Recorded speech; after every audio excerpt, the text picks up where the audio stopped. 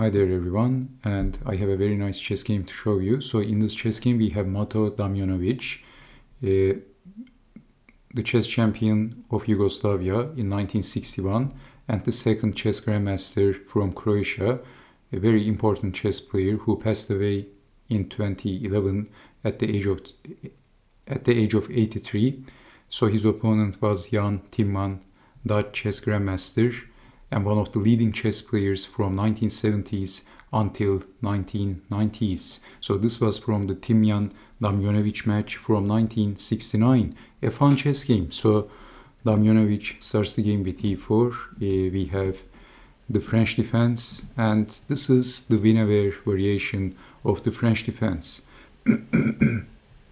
So e5 advanced variation of the Winawer, c5, one of the most played moves. So a3 and then bishop back and then b4, sacrificing a pawn.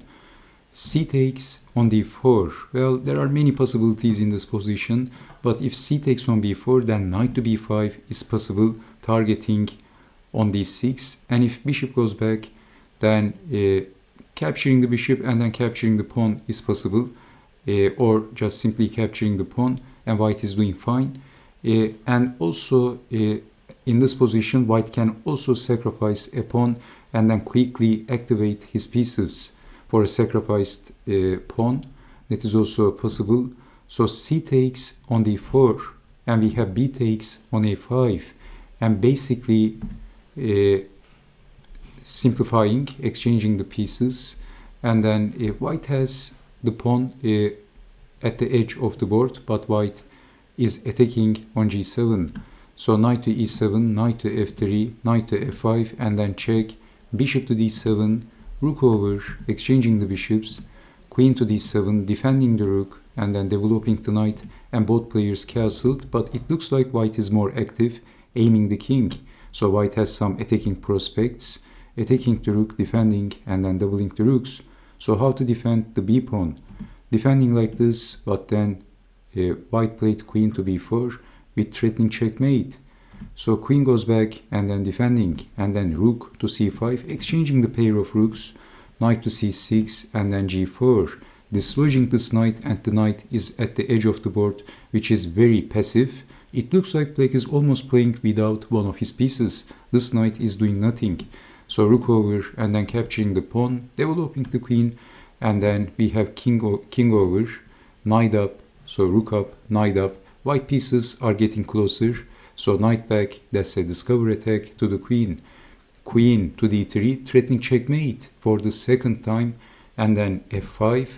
Well, if this move, this is going to weaken the dark squares, as you can see, and white can even play something like knight to e4, the pawn is pinned, aiming the tender square of f6.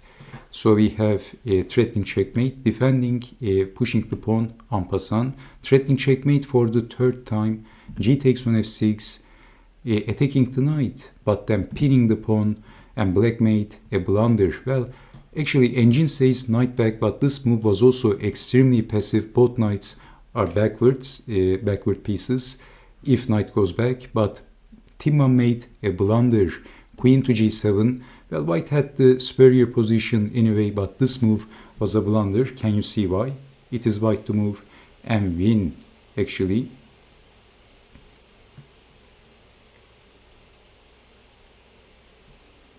He played, did you see the move?